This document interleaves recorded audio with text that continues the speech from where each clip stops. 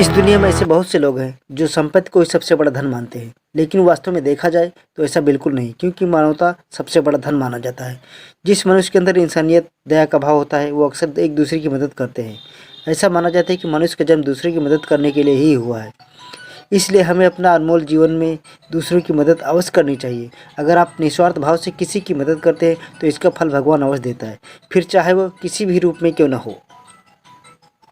आपको एक ऐसी घटना से रूबरू कराने जा रहा हूँ। एक रिक्शा वाले के निस्वार्थ भाव की सेवा से खुश होकर उड़ीसा की एक 63 साल की बुजुर्ग महिला ने अपनी सारी संपत्ति उसके नाम कर दी। जी हाँ, इस बुजुर्ग महिला ने भरोसा और वफादारी के नाम पर अपनी सारी संपत्ति एक रिक्शा वाले के नाम पर कर दिया, जो कि एक विशेष मिसाल कायम की है। आपको बता दें कि ये पूरा मामला उड़ीसा का है, जहाँ पर कटक के 65 साल की महिला इस दुनिया में अब अकेली रहती है। कहा जाता है कि इस बुजुर्ग महिला के शहर में 3 बहनों और एक भाई था तथा बच्चे भी हैं, लेकिन रिश्तेदारों की इतनी लंबी लिस्ट होने के बावजूद भी महिला ने अपनी सारी प्रॉपर्टी एक साधारण रिक्शा वाले के नाम कर दी। आखिर क्यों? बता दें कि इस बुजुर्ग महिला का नाम मीनाथी पटनायक है, जिसने पिछले 1 वर्ष में अपने जीवन में केवल दुख ही दुख को सहन किया है। महज 1 वर्ष के अंदर ही इनका पूरा परिवार उजड़ गया।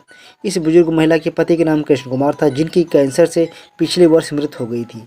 इतना ही नहीं, एक इकलौती बेटी भी थी, जिनका नाम कमल कुमारी था, लेकिन इसी वर्ष जनवरी के महीने में आग की चपेट में आने से उसने भी अपना दम तोड़ दिया। 1 साल के अंदर घर में 2 लोगों की मृत्यु से मीनाथी पटनायक अंदर से पूरी तरह टूट गई थी। इस कठिन समय में उनके साथ कोई अपना नहीं था।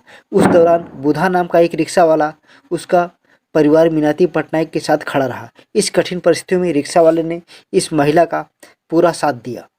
मीनाथी का कहना है कि बुधा ने हमेशा अपनी माँ कहा है, उनकी बेटी को भी रिक्शे पर कॉलेज तक पहुंचाता रहा।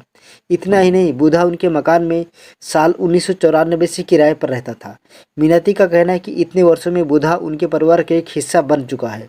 मीनाथी का ऐसा मानना है कि उनकी प्रॉपर्टी का बेहतर हकदार कानूनी रूप से सिर्फ बुधा ही है।